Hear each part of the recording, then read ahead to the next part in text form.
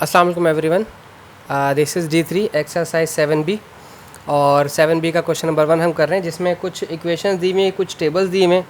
आपने बस उस क्वेश्चन के अंदर इस इक्वेशन को फोकस करना है जो लिखा है y इज टू x की पावर 4x, क्योंकि ये इक्वेशन आपके काम की है, इसी से हमारा अब सारा काम होगा प्रॉपर। ठीक है।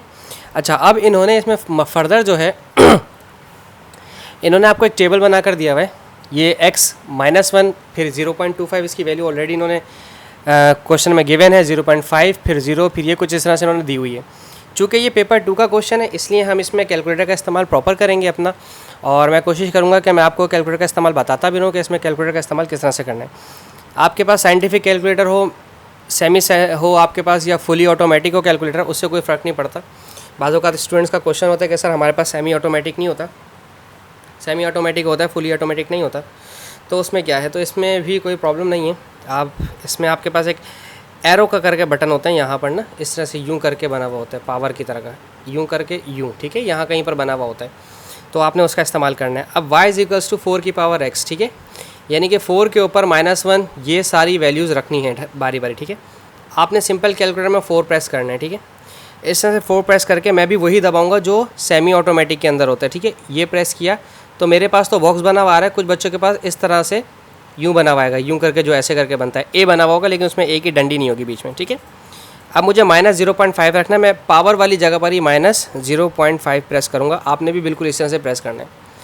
आपका मेरे पास यहाँ पर आंसर आ रहा है 1.2, अगर मैं इसको उसमें चेंज करता हूँ, खैर तो ये 0.5 लिखा हुआ आएगा, सबके पास 0.5 ही लिखा हुआ आएगा। ठीक है, सो आपने इसको लिखना है +0.5, यहाँ पर +0.5 लिख लिया। ठीक है, इसके बाद ये कुछ सॉल्व हुए हैं। अब आपके पास डायरेक्ट आपका 1.5 है। ठीक है, फिर से कुछ बच्चे डायरेक्ट 4 दबाएंगे, कुछ इस कर्सर को इस्तेमाल करते हुए डिलीट का बटन दबाकर ऊपर पावर पे दोबारा आके 1.5 दबा देंगे।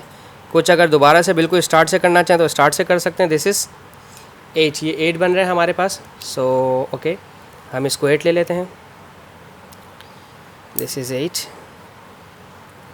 इसके बाद है 2, 4 की पावर स्क्वायर आप जानते हैं 16 हो जाएगा, और 4 की पावर 2.5 हमें देखना है कितना बनता है। हम जाते हैं 2.5 लिखते हैं पावर में 2.5, सो दिस इज़ 32, ये आई है 32। ठीक है, इस तरह से आपका पूरा क्वेश्चन फ़िलहाल पार्ट ए इसका सॉल्व हो गया, जिसके आपको शायद 1 या 2 या 3 नंबर ज़रूर मिलेंगे।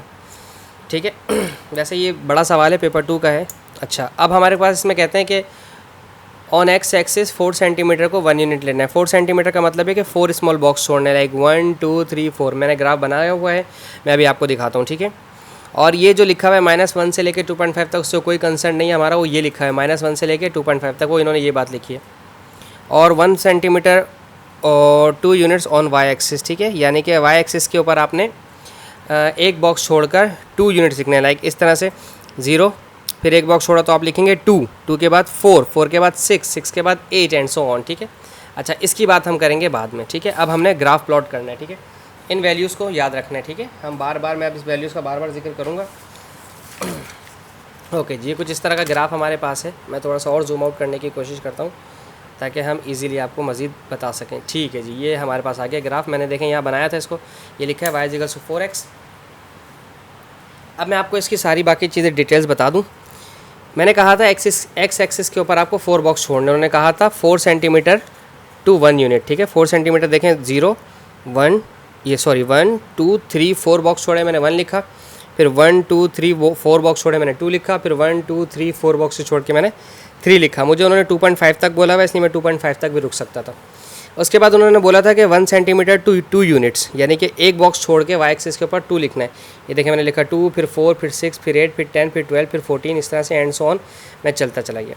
अच्छा, अब हम आ जाते हैं पहले पॉइंट्स की तरफ। यहाँ पर पहला पॉइंट था -1, x का -1, y का 0.25। x का -1 हमारे लेफ्ट हैंड साइड पर होता है, और वो है मेरा ये x का -1 मेरा यहाँ पर है 4 बॉक्सेस छोड़ के, 1 2 3 4 बॉक्सेस छोड़ के x का -1 और y का 0.25। अच्छा, अब थोड़ी सी चीज़ यहाँ पर समझने वाली कि यहाँ पर है 2 बॉक्स, पूरा 1 बॉक्स छोड़ना है आपने, और पूरे 1 बॉक्स के बाद आपने 2 यूनिट लिखना है, यानी कि यहाँ पे 10 बॉक्सेस हैं, 10 छोटे बॉक्सेस हैं। इस एक बॉक्स के अंदर 10 छोटे बॉक्सेस होते हैं। वो 10 छोटे बॉक्सेस का मतलब एक जो बॉक्स है वो 2 यूनिट्स का है। कैसे, मैं समझाता हूँ। मैं इसको थोड़ा सा यहाँ पर बड़ा करके बताता हूँ। ठीक है, जैसे लेट सपोज ये वो एक छोटा बॉक्स है जिसमें यहाँ पर 0 लिखा हुआ है, और फिर यहाँ पर 2 लिखा हुआ है, मैं ये वाली चीज़ बता रहा हूँ, 0 और 2, ठीक है। इसमें अब आपके पास अंदर फर्दर जो है 1 2 3 4 5वां, ये 1 फिर ये 2 फिर ये 3 4 5 6 7, कितने हो गए 1 2 3 4 5 6 7 8 9 और फिर ये 10, ठीक है। ये इस तरह से छोटे और बॉक्सेस होंगे। अच्छा, मैं यहाँ वाले काउंट नहीं कर रहा हूँ, मैं सिर्फ ये वाले आपको समझाने की कोशिश कर रहा हूँ, ठीक है। ये 0, ठीक है, इसके बाद ये 2 लिखा हुआ है इन्होंने, ठीक है, यहाँ पर ये 2 लिखा हुआ है। तो आपके पास ये जो एक बॉक्स होगा ना 0.2 0.4 0.6 0.8 0. इस तरह से 0.1 0.2 0.3 0.4 पूरा करके आपके पास होगा। हमें कैसे पता चलता है ये बात, हमने कैसे डिसाइड करनी कि यहाँ पर 0 और 2 के दरमियान में जब हमारे पास 10 बॉक्सेस हैं तो हमें कितने यूनिट्स काउंट करने के हमारे पास जाएँ। देखें, अगर आप देखें कुछ इस तरह से, मैं फिर से समझा देता हूँ, मैं अपनी बात उस वक्त क्लियर नहीं कर सका, ठीक है ना। ये 0 है और ये 2 है, ठीक है, यानी कि बीच में यहाँ पर 1 होगा। अब ये जो इसमें ना 10 बॉक्स काउंट होते हैं, मैं एक कर पाता हूँ, 1 बॉक्स 2 बॉक्स 3 4 एंड ये 5, ठीक है। ये फर्दर इसमें भी 5 बॉक्सेस ही होते हैं, ठीक है। तो ये एक जो है ना 0.2 0.4 0.6 0.8 और फिर 0.10 का मतलब 1 हो जाता है, ठीक है, बात समझ रहे हैं। तो आपने जो एक छोटा बॉक्स काउंट करना है वो 0.2 का, फिर 0.4 फिर 0.6 फिर 0.8 और फिर उसके बाद डेफिनेटली 0.10 का मतलब 10 हो जाएगा। अब जो सवाल था हमारा यहाँ पर -1 का 0.25, 0.25 का मतलब ये है कि ये बिल्कुल जो 0 के साथ जो पहला बॉक्स होगा ना, 0 के साथ जो बिल्कुल पहला बॉक्स होगा, आपने उस पर क्लिक करना है। ये देखें, मैंने -1 पे 0 के साथ बिल्कुल एक बॉक्स था, ये बड़ा माइनर सा होता है, इसमें गलती हो भी जाती है, तो इसमें परेशान होने की ज़रूरत नहीं है आपको कि मेरे से मिस्टेक हो गई है, ठीक है। अब या आपसे मिस्टेक हो गई, -0.5 आपका यहाँ सेंटर में होगा, मैंने लिखा नहीं, 0 0.25 0.5, ये आ गया 0.5 माइनस का हमारे पास 0.5 माइनस के 0.5 पे 0.5 है। 0.5 का मतलब फिर उस बॉक्स को समझें, 0.2 0.4 0.6, यानी कि यहाँ सेंटर में कहीं इसको आना चाहिए था। देखें, मैंने थोड़ा सा कोशिश किया कि मैं 1 के बीच में इसको सेंटर में लेने की कोशिश करूँ, एज़ यूजुअल बहुत छोटा है, नहीं बन सकता था।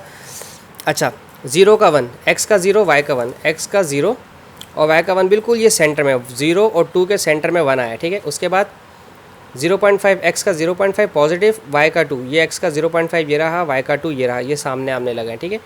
फिर 0.5 लगा दिया मैंने, अब 1 का 4 ये रहा 1, ये 1 को मैं लेकर चला हूँ यूँ 4 तक, ठीक है, ये x का 1 ऐसे और y का 4, ठीक है। फिर 1.5 पे 8, अब हम देखते जाएंगे, इसको हम बढ़ाते जाएंगे, ये 1.5 ये रहा, ठीक है। 1.5 को चलते गए 8 का है मेरा, ये रहा मेरा 8, ठीक है, ये मैंने यहाँ पर लगा दिया 1.5 पे 8। उसके बाद था 2 पे 16, ये रहा मेरा 2 पे 16 मतलब 2 पे चलते गए, मेरी नज़र इधर भी होनी चाहिए, ये 16 यहाँ होगा, ठीक है। 16 के सामने और 2 के सामने इसको प्लॉट कर दिया। अगला पॉइंट था हमारा 2.5 पे 32, ये रहा 2.5 इस पे 32, ठीक है। ये रहा हमारा 2.5 पे चलते गए, नज़र इस वाली लाइन पे भी रखनी है, 2.5 वाली लाइन में चलते गए, 32 ये रहा, 32 के सामने प्लॉट कर दिया। ये सबसे मैक्सिमम नंबर था। अब आपने बनाना होता है स्मूथ कर्व, आपने लाइट पेंसिल से, अच्छा पेपर ना हाथ रखेंगे तो स्लिप होगा, तो इस पेपर के ऊपर ऐसे एक पेपर रख लें, ठीक है, उसके ऊपर आप अपना हाथ रखें और फिर पेंसिल से आप इसको यूँ स्लाइड करेंगे, यकीन जाने बहुत स्मूथ कर्व बनेगा। वरना अगर आप बिल्कुल ऐसे करेंगे तो ये हाथ आपका पेपर के साथ फ्रिक्शन पैदा होगी तो आपका स्मूथ काम नहीं होगा। इसी वजह से बहुत सारे बच्चों के स्मूथ कर्व नहीं बनते, जैसे कि मेरा भी नहीं बनता। अच्छा, अब उसके बाद ये सारे मैंने स्मूथ कर्व इसके आपस में मैच कर दिए हैं, ये हमारा सवाल यहाँ पे आधा से ज़्यादा ख़त्म हो गया, ठीक है। अब इसके बाद इन्होंने कहा था use your graph to find y when x is equals to 1.8, x 1.8 सीधे हाथ की तरफ है, ये रहा मेरा 1 और ये रहा मेरा 2। अब इनके बीच में थे 4 बॉक्सेस, 1 2 3 4। अब यहाँ 1 से लेकर 10 तक आपके पास 10 बॉक्स यहाँ, 10 यहाँ, 10 यहाँ, 10 यहाँ, टोटल 40 बॉक्स हैं। 40 बॉक्स का मतलब कि एक बॉक्स 4 को रिप्रेजेंट कर रहा है, ठीक है, 1, फिर जब 4 बॉक्स काउंट हुए तो 1.1, फिर 4 बॉक्स काउंट हुए तो 1.2, फिर 4 बॉक्स काउंट हुए तो 1.3, फिर 4 बॉक्स काउंट हुए तो 1.4 और फिर 4 बॉक्स काउंट हुए तो 1.5, ठीक है, इस तरह से।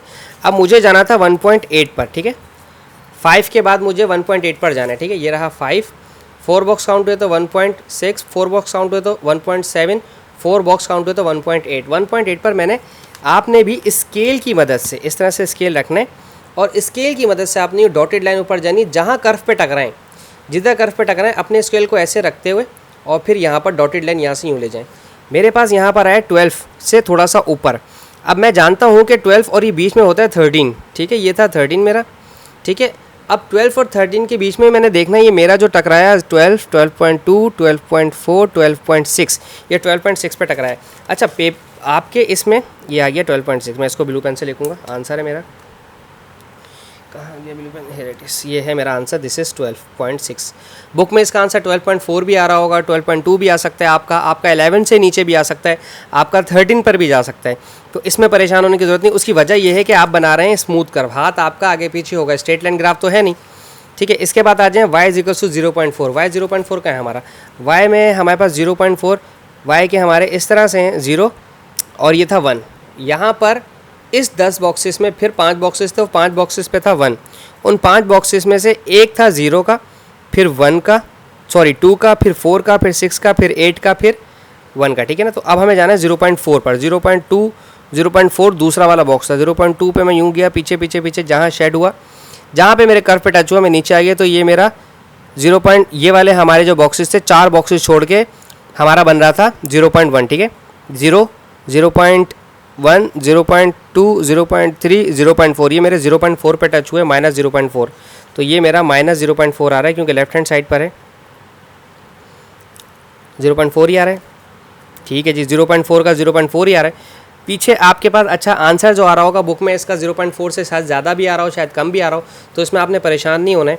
इट्स इज डिपेंड ऑन कि आपने कर्व किस तरह से बनाया, जितना स्मूथ कर्व बनेगा। अब ये तो इन्होंने जो आपके पास जो बुक होती है तो डिजिटलाइज्ड होती है, वो डिजिटल से वैल्यूज़ निकाल के लिख देते हैं, बट इतना इसमें आपको लीनियंसी दी जाती है कि स्टूडेंट के एफ़र्ट्स को जो है अप्रिशिएट किया जाता है। सो बस इसमें इससे ज़्यादा कुछ सवाल में था नहीं और ये सवाल हमारे यहाँ ख़त्म होता है। आई होप आपको समझाने में कामयाब रहा मैं। Thank you so much for watching my channel. अल्लाह हाफिज़।